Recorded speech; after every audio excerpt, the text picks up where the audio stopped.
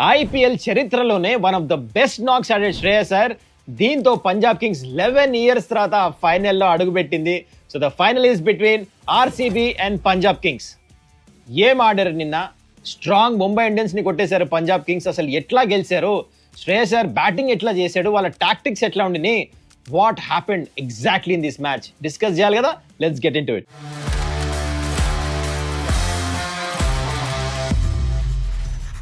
నమస్కారం, welcome to Suman's dugout. ఇప్పుడు time ఎంత అవుతుందో తెలుసా మీకు? రాత్రి 3:00. మ్యాచ్ లేట్గా స్టార్ట్ అయింది కదా. 7:30కి స్టార్ట్ అవ్వాల్సింది మ్యాచ్ ఎప్పుడో 9:45కి స్టార్ట్ అయింది. దాంతో 1:30 అయింది అయ్యాడు లోపల. నిన్న స్టార్ట్ అయ్యే మ్యాచ్ ఇవాళ ఫినిష్ అయింది. సో ఎనీవేస్ లేట్ అయిపోయింది ఇవాళ. కానీ I wanted to do this video at any cost. ఇంతవరకు మనం ఐపీఎల్ స్టార్టింగ్ నుంచి ఇప్పుడు దాకా ఒక్క మ్యాచ్ కూడా మిస్ అవ్వాలి వీడియో.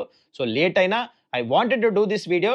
కాకపోతే క్విక్గా ర్యాప్అప్ చేద్దాం. I tell you exactly what happened ఫాస్ట్గా. ఎనీవేస్ డిస్కస్ చేద్దాం. If Punjab fan you'll be waiting కదా. నిజంగానే చాలా మంది పంజాబ్ ఫ్యాన్స్ ఉన్నారు యాక్చువల్లీ ఈ మ్యాచ్ గెలవాలని చెప్పేసి.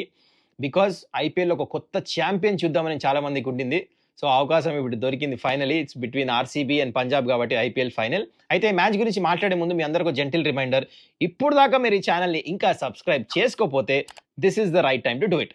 చలో మ్యాచ్ గురించి స్టార్ట్ చేద్దాం. ఇన్ డీటెయిల్ చెప్పాలంటే మ్యాచ్ గురించి, టాస్ గెలిచి శ్రేయస్ అయ్యర్ చాలా చాలా బ్రేవ్ డిసిషన్ తీసుకున్నాడు సెకండ్ బ్యాటింగ్ అని. ఇన్ఫాక్ట్ బోత్ ద క్యాప్టెన్స్ అదే తీసుకుందాం అనుకున్నారు.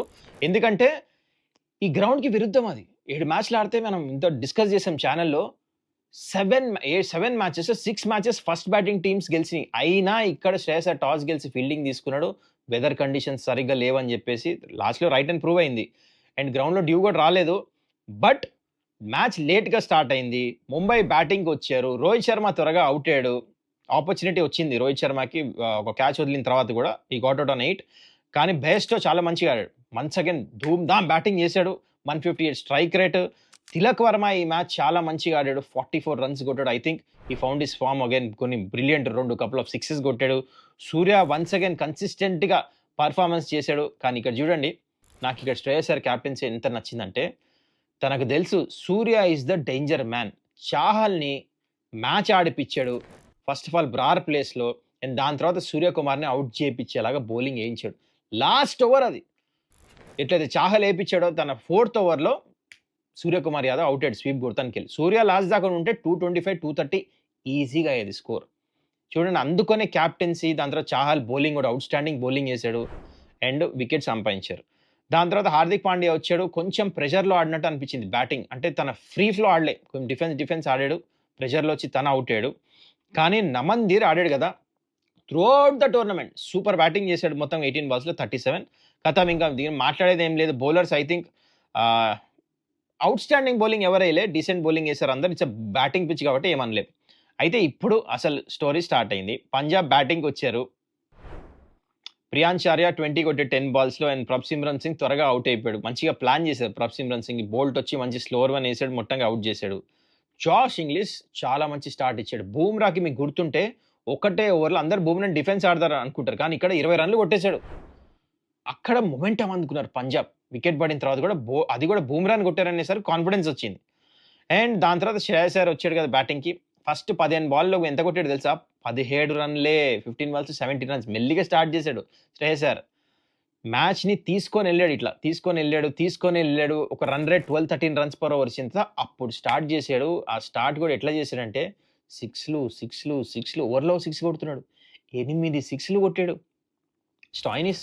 స్టాయినిస్ బ్యాటింగ్ అది. ఇన్ఫాక్ట్ ఇంగ్లీష్ అవుట్ అయిపోయాడు. నేహల్ వదేరా వచ్చాడు. చాలా మంచి నాకౌట్. వీళ్ళిద్దరి మధ్యలో బ్రిలియంట్ పార్ట్నర్షిప్ అయింది. అది చాలా చాలా ఇంపార్టెంట్. చూడండి, 84 runs పార్ట్నర్షిప్. అయితే నేహల్ వదేరాకు క్యాచ్ డ్రాప్ అయింది. బోల్ట్ సింపుల్ క్యాచ్ వదిలేసాడు. చాలా ఫరక్ పడింది మ్యాచ్లో. బట్ ఎనీవేస్ క్యాచ్లు డ్రాప్ అవుతూ ఉంటాయి, కానీ దాని తర్వాత మీరు బౌలింగ్ ఎట్లేస్తారు ఇంపార్టెంట్ కూడా. ముంబై సాయి శక్తిలో ట్రై చేశారు, అన్ని ట్రై చేశారు, కానీ కుదరలేదు. బూమ్రా 4 ఓవర్లు ఇంపార్టెంట్ అన్నాం. ఫస్ట్ ఓవర్లో 20 runs ఇచ్చిన తర్వాత నెక్స్ట్ 2 overs ఓన్లీ 12 runs ఇచ్చాడు. కానీ లాస్ట్ ఓవర్లో ఎట్లయితే శ్రేయస్ అయ్యర్ బూమ్రాకి ఆడాడు కదా, తన లాస్ట్ ఓవర్ ఇట్లా యార్కర్ వేస్తే స్టంప్స్ మీద నుంచి ఇట్లా థర్డ్ మ్యాన్ వైపు బౌండరీ కొట్టాడు.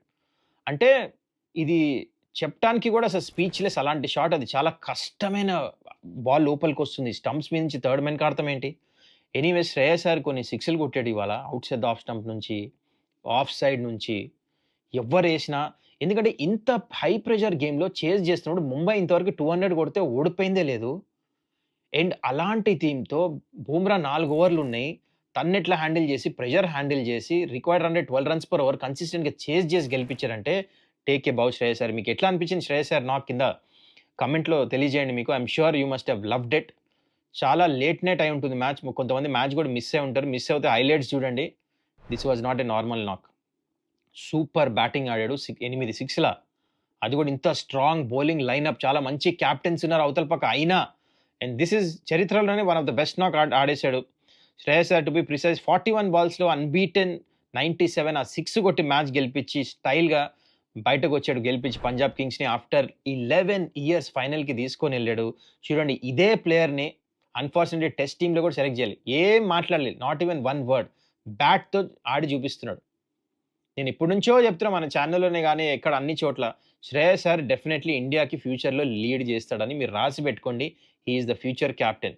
అది వన్ డే ఫార్మాట్ అయినా, టీ20 ఫార్మాట్ అయినా, టెస్ట్ ఫార్మాట్ అయినా ఏదో ఒక ఫార్మాట్ మాత్రం definitely very soon he will lead. Anyways ఇట్లాంటి నాకు చాలా రోజులైంది చూసి. ఎందుకంటే హై ప్రెషర్ గేమ్‌లో ఇట్లా ఆడటం ఈజీ గాదు. ఇది గూడా ఫైనల్‌కి తీసుకెళ్తాము. కెప్టెన్ బ్యాట్ నుంచి రన్స్ వచ్చినియి. ఆ కాన్ఫిడెన్స్ లెవెల్, ఆ స్వాగ్ చాలా నచ్చింది ఒక్కొక్క 6 తర్వాత. అంటే all over his body language చూస్తే అర్థమైపోయింది. తను గేమ్ గెలిపించుకొని తీసుకెళ్తాడని. ముంబై ఏ టాక్టిక్ పని చేయలేదు. అది సంగతి. వదిరా కూడా చాలా మంచిగా ఆడాడు. 48 అన్‌ఫార్చునేట్‌లీ ఔట్ అయ్యాడు లాస్ట్‌లో. కానీ ఎనీవేస్ దాని తర్వాత ఈజీ అయిపోయింది. శశాంక్ సింగ్ రన్ ఔట్ అయిన తర్వాత ఏమన్నా మ్యాచ్ తిరుగుతుందా అనుకున్నాం. కుదరలేదు. ఛాన్సే లే. కొట్టి పడేసాడు అక్కడ శ్రేయస్ అయ్యర్. ఈ 19 ఓవర్స్‌లోనే ఫినిష్ చేసి పడేసారు మ్యాచ్ ఇంకో ఓవర్ ఉండంగానే. So that's about Punjab. Super cricket ఆడారు. మొత్తానికి ఈ ఐపీఎల్‌లో ఒక కొత్త విన్నర్ చూడబోతున్నాం మనము. Either it's RCB or it's Punjab. చాలా మజా రాబోతుంది ఫైనల్. దాని గురించి రేపు ఇన్ డీటెయిల్ వీడియో చేస్తా నేను. ప్లేయర్ టు ప్లేయర్ మొత్తం అంతా. చాలా మజా రాబోతుంది ఆ video. So tomorrow 8:00 that video will be out. అయితే ఇవాళ మీరు చెప్పండి, కింద కామెంట్ చేయండి. పంజాబ్ గెలిచిన విధానము, Shreyas Iyer captaincy, Shreyas Iyer batting and అసలు పంజాబ్ యాస్ ఎ టీమ్ మీకు ఎట్లా అనిపించింది? And put in your comments. I will definitely see it. That's it guys. చాలా మజా వచ్చింది మ్యాచ్. అండ్ మళ్ళా మనం నెక్స్ట్ వీడియోలో కలుద్దాం. ఇంకోటి, మీరు ఇంతవరకు ఈ ఛానెల్‌ని సబ్స్క్రైబ్ చేసుకోకపోతే kindly do that. It will help me grow my channel. That's it guys. చలో will meet in the next video. Bye bye. Take care.